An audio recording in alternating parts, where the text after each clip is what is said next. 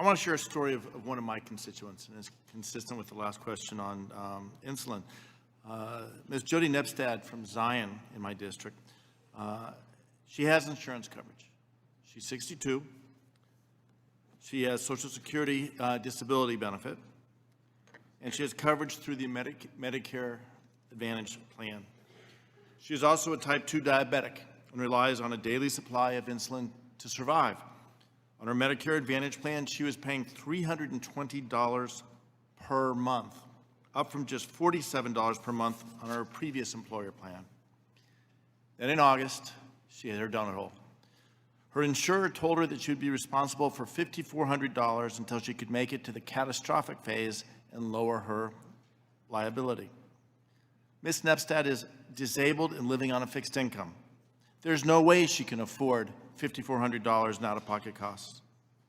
As we speak, as we heard of other stories today, she is rationing her current supply of insulin and waiting until her next disability check so she can go buy another month's supply. She's risking her life each and every day because she cannot afford her life-giving insulin. This is sadly business as usual, which is wholly unacceptable. These are kitchen table issues: the cost of drugs, unaffordable premiums, skyrocketing deductibles, and H.R. 3 will help every single one of these growing crises.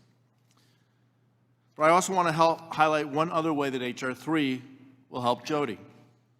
The ACA took a huge step towards eliminating pre-existing condition exclusions for many patients. But Medicare beneficiaries are one of the last groups that do not have the same protection. Until Jody turns 65, remember she is 62 and disabled, she cannot purchase a Medigap plan without underwriting for her pre-existing conditions. That means she can be denied a policy altogether. If she wants to keep her Medicare Advantage plan after she turns 65 and later switch to traditional Medicare, she would face underwriting or could be rejected because of her diabetes or her disability. Not having guaranteed issue for Medigap is a serious barrier to care. Dr. Fader, could you please discuss how Medigap protections for pre-existing conditions currently function and how we might improve them going forward? Well, I think you've highlighted the problem, and it's particularly severe for people with disabilities. The access to guaranteed issue and community rating in Medigap plan is not a function of federal legislation, it is a function of state legislation. And the majority of states do not provide the protections that would assure people with pre-existing conditions that they can always have access to the supplementary insurance they need because of the holes in Medicare coverage. That, as I indicated in my testimony, and you have made clear, is unacceptable if we're trying to provide people adequate protection. It locks somebody like your constituent into a Medicare Advantage plan that may not be serving her well.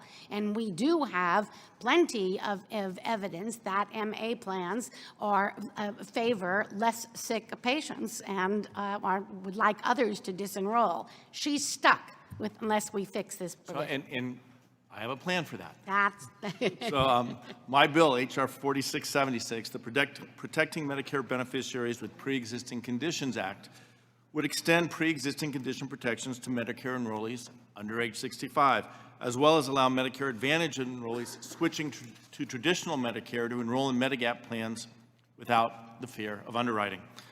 I look forward to including this critical protection in H.R. 3, and I also appreciate that H.R. 3 will use a substantial portion of the savings to increase subsidies for low-income Medicare beneficiaries purchasing their drugs. I have another bill, the Medicare Extra Prescription Help Act, that I introduced with my colleagues Robin Kelly and Senator Bob Casey, that would substantially increase the low-income subsidy benefit to ensure that our seniors can get their needed prescriptions and adhere to their drug regimen. With that, Madam Chairman, I'm happy to yield back.